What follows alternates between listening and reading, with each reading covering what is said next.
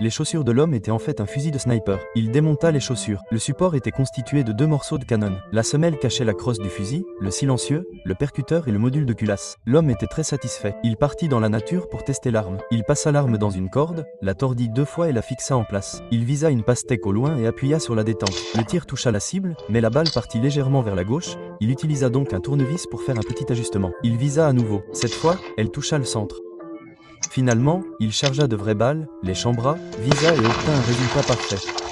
Il était temps de commencer la mission. Il déguisa à nouveau l'arme en chaussure et passa le contrôle de sécurité sans problème. Les balles étaient cachées dans son étui de téléphone, elles passèrent donc également le contrôle. Il entra dans le théâtre, assista à un concert de piano, mais repartit à mi-chemin. Il se retourna et alla dans les coulisses. Puis, il força la porte donnant sur le toit de la salle. Après avoir atteint le toit, il se cacha dans les tuyaux en contrebas. Il y resta 10 heures. Par une ouverture, il pouvait voir toute la salle. Dans le petit espace, il ôta ses chaussures, les rassembla en un fusil de sniper et posa l'arme de côté. Il attendit tranquillement. Bientôt, le spectacle prit fin. Les lumières s'éteignirent. Il n'y avait que lui à l'intérieur du bâtiment. Il ne savait pas combien de temps s'était écoulé lorsque des agents de sécurité arrivèrent tôt pour vérifier. Cela signifiait que la cible était sur le point d'apparaître. Après le départ des gardes, l'homme poussa enfin un soupir de soulagement. Rester longtemps dans un espace restreint rendait son corps raide. Il devait s'étirer pour rester souple. Lorsqu'il avait soif, il prenait une gorgée. Lorsqu'il avait besoin de faire pipi, il utilisait une bouteille en plastique. Finalement, d'autres personnes commencèrent à entrer dans la salle. La conférence de presse allait commencer. L'homme rampa hors du tuyau et commença sa mission d'assassinat, mais il remarqua bientôt que des gardes étaient postés à proximité. Il avança lentement et élimina rapidement le premier. Puis il en abattit un deuxième derrière le projecteur. Cet endroit était parfait pour tirer. Les gardes en dessous ne pouvaient pas voir clairement à cause de la lumière vive,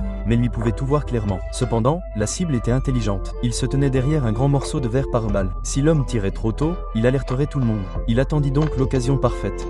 Tant que la cible sortait de la vitre, elle mourrait à coup sûr.